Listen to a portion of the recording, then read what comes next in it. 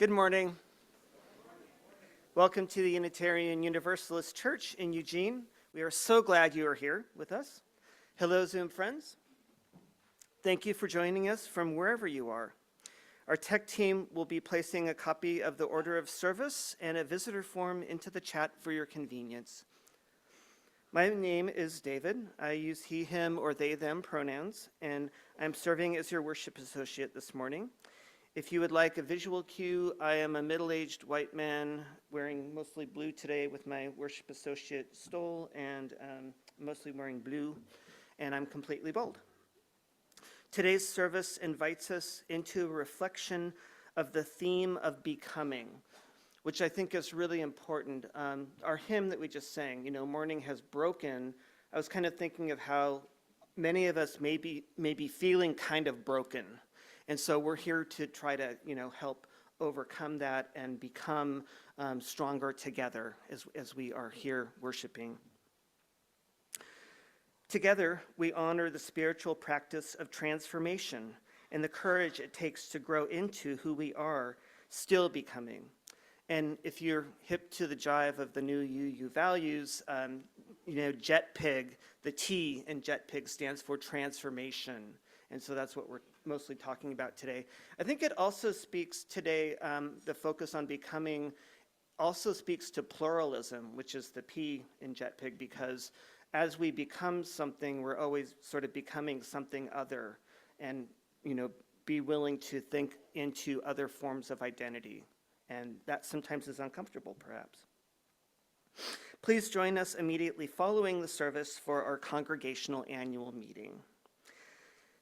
Later in the service, we will share in our ritual of joys and sorrows.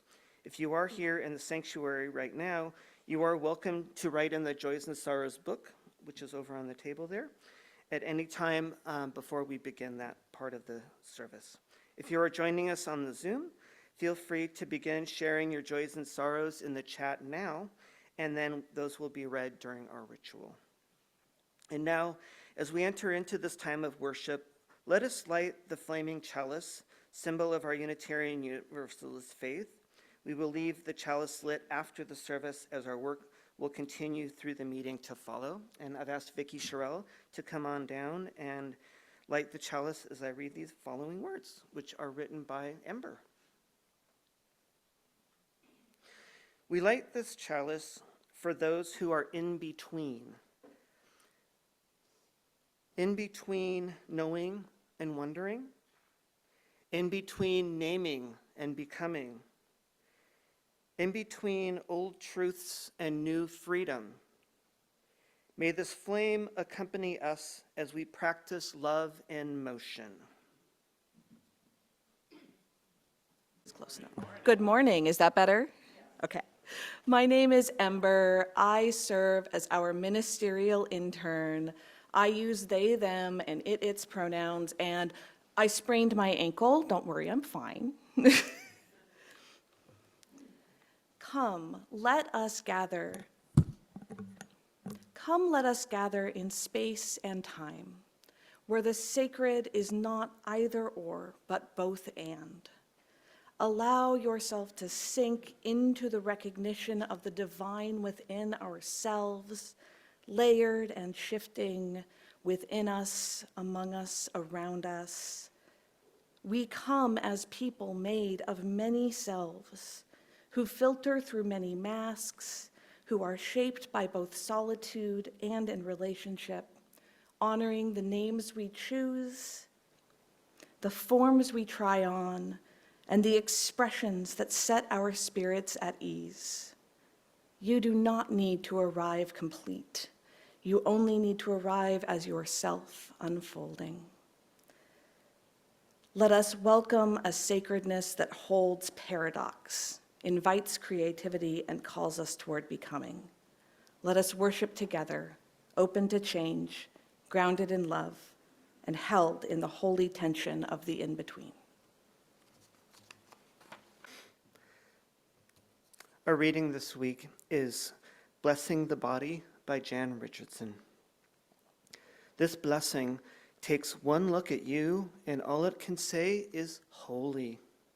Holy hands, holy face, holy feet, holy everything in between, holy even in pain, holy even when weary, in brokenness holy, in shame holy still, holy in delight, holy in distress, holy when being born, holy when we lay it down at the hour of our death.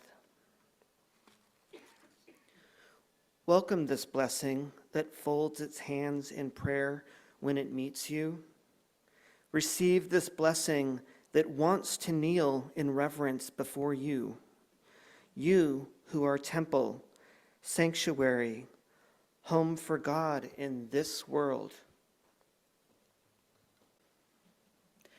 The path to self-understanding often begins in play. Long before we have the language to articulate who we are, we begin to explore through experimentation. We try on names, clothes, gestures, and personas, not only to see how others respond, but to see what resonates with something unspoken inside of us. Even when we feel uncertain, taking on a new way of being, even temporarily, can reveal something real, can be the beginning of becoming. These gestures are not distractions or detours, because they are how we begin to recognize the contours of who we are, the slow unfolding of selfhood in motion. And everyone does this. Children pretend to be superheroes, parents, paleontologists, playing their way into social roles, and teenagers experiment with fashion and slang and music. And this is how we start to learn to code switch, becoming fluent in a language tied to context. And even as adults, we continue engaging in subtle forms of this process when we try on new hobbies or shift our tone in a professional setting. For our marginalized beloveds, queer, trans, neurodivergent, and otherwise othered folks, this same process is often pathologized. We are told that we are confused or deceptive or unstable. We are discouraged from trusting ourselves in the very moments when we are becoming, when we are exploring how we want to live. There is a difference between pretending and becoming, and it is not always visible from the outside. What begins in experimentation can settle into something enduring, something that feels less like invention and more like recognition. This is not a failure of certainty because it is a testimony to how identity works, not always with thunderous revelation, but often with quiet repetition. Some truths arrive slowly over time through trial, reflection, and resonance. They settle not with declarations, but with a deep breath of knowing, a felt sense of alignment, a sacred click. And in these moments, we are not pretending. We are remembering ourselves. This process exists in tension with the world around us. In the early 2000s, the landscape for queer identity was limited and highly structured. Representation was slowly expanding, but the language was still narrow, reduced to a binary. You were either gay or straight, you were either man or woman, and anything outside of those categories was treated as confusion or risked erasure. Bisexuality was often dismissed, and gender variance was only discussed within rigid clinical contexts. And in a lot of ways, complexity was seen as a liability, and fluidity was a threat to progress. There was a collective sense of ambiguity that made the fight for queer rights harder to win. And so many of us shaped ourselves to be understood, even if that understanding came at the cost of our wholeness. I came out during a time when external validation and self-recognition often stood in conflict. I was expected to explain my identity using a cisgendered heterosexual vocabulary. Queer people have a language, and it can be difficult to translate our experiences into a language that has never been our native tongue. But even within those spaces, relationships were assumed to follow a familiar script. Presentation needed to be legible, and adults, even well-meaning adults, even queer adults, and even UU adults often pushed labels onto me that felt too small and too settled. And the more I tried to fit myself into a pre-existing mold, the further I drifted from anything that felt true. What gave me space to breathe was the community of the Queer Youth Center where I spent my time, and being part of a UU congregation that offered OWL. These were the spaces that gave me tools that my peers often lacked. But so much of that learning didn't take place in the youth center or the OWL classroom. They took place on long bus rides. They were conversations in parks.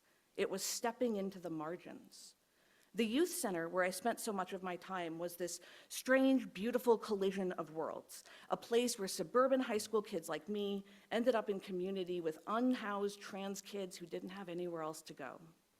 We shared meals, lit candles and rituals we half invented. They skateboarded and I tried, but honestly, I was pretty terrible at it, as this week demonstrates. I remember watching them weave through the city streets like it was second nature, all speed and grace and defiance. Somewhere in that mix, I would briefly cross paths with the teenager who would one day become Jinx Monsoon, a celebrated drag performer, singer, and actor best known for winning RuPaul's Drag Race Season 5 and All Stars Season 7. And yes, this is one of my autistic special interests. Please talk to me about Drag Race. But long before Broadway stages and global acclaim, they were just another queer kid in our circle with just enough age gap that when they were coming into these spaces, I was aging out. And we were all figuring ourselves out together. And eventually, I drifted away from that world. Not all at once and not entirely, but enough that I started to slip into something that felt more recognizable from the outside. I leaned into the scripts that had been handed to me, and the truth is, it was easier in some ways. And it was uncomfortable, sure, but it required less explanation, less confrontation, less vulnerability. And for over a decade, I followed a path trying to convince myself that discomfort was just part of being an adult, and that everyone felt this low-level ache, and I just kept going. It wasn't until I went back to community college that the question started bubbling up again, this time with words I didn't have access to the first time around. In classrooms and study groups, in conversation with professors and peers, I found myself returning to those parts of myself that I had pushed down for so long. I started realizing that the discomfort I had been living with wasn't some inevitable part of growing up. And as I started listening to it, I began to name things I had once only felt in the margins of my life. Bit by bit, I found language for something I had never known how to articulate. That I am agender, that I experience a kind of absence where gender was informed but never took root, and not in a hollow or empty way, but in a spacious, quiet sense of clarity. In a 2018 interview with Them,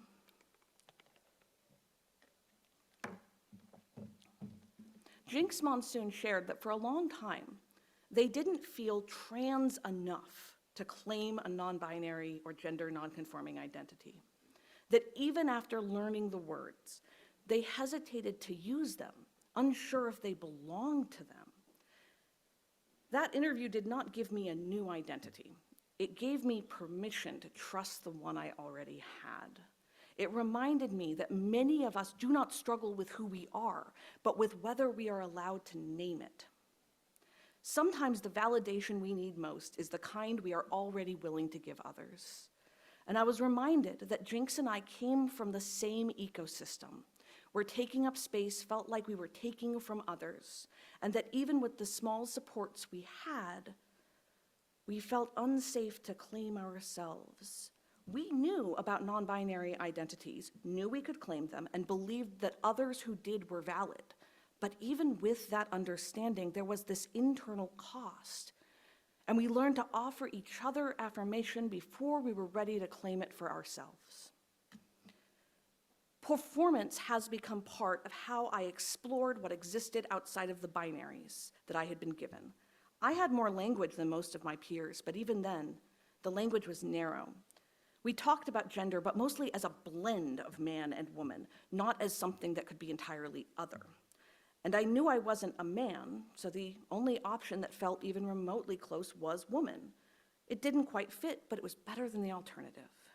Within the binary framework that dominated both mainstream and queer culture at the time, there wasn't much room for softness without it being read as femme, and there wasn't much room for femme without it being read as woman. Over time, I have come to understand that what I wear and how I present myself is mostly just surface, a creative expression shaped by culture, survival, these days a lot more joy. But underneath that is a deeper comfort that I've slowly built, a way of being in my body that feels like home. I noticed how femininity offered shelter, not because I felt like a woman, but because it let me exist without conflict, allowed me to be soft and expressive, but still strong. Still, the label woman has never fully fit. It has always been partial, a placeholder that let me be seen without being known. That near truth has brought me back to performance, especially drag, which lives in the space where costume becomes revelation. Drag has given me a place to play with identity without committing to one version of myself, to imagine transformation as both temporary and real. It showed me that gender could be expressive and fluid, layered and honest, and that what I had been calling performance might actually be true. This is the comfort of duality, knowing that performance and truth are not opposites but companions. There is a sacredness in what feels right, in what settles into the body with ease, in what makes the mirror feel a little kinder. I've never believed that the sacred sits still. For me, divinity, it is a shifting presence, layered and relational, never confined to certainty. It moves through paradox, in solitude and in community, in mirrors and memory, in longing and love, both internal and shared. There comes these moments, often quiet, often unnoticed, when breath deepens and something in you quietly says yes, not because the world approves, but because you are no longer holding yourself at a distance. That kind of knowing does not usually come in a flash. It unfolds through reflection, conversation, and small acts of recognition. These moments deserve celebration, the ones where we begin to feel ourselves becoming more fully who we are. And just as sacred are the steps that come before, the quiet questions, the early experiments, the language we borrow while we search for something that feels like home. And in these uncertain spaces, we often find ourselves offering affirmation to others before we know how to offer it to ourselves. We learn to trust that someone else knows who they are, even when we are still learning to believe that we can know ourselves. This trust is not a small thing. It is an act of faith in each other's wisdom, a practice of honoring truth even when it does not match our own experience. Supporting others in their becoming teaches us how to hold space for our own. The love we extend outward becomes a mirror, reflecting back the possibility that we too are allowed to change, to name ourselves, and to be seen. The sacred lives in that exchange, not only in the moments of personal clarity, but also in the shared spaces where we meet one another with openness and care. There is a divine dualism at the heart of this journey. The truth of who we are lives within us, but it is also revealed in relationship. Identity is not a fixed destination, but a conversation between our inner knowing and the ways we are held and recognized. You are not unfinished because you are changing. You are sacred because you are still becoming. You can be grounded in your identity and still explore the edges. Both are true, and both are holy. Amen, and blessed be.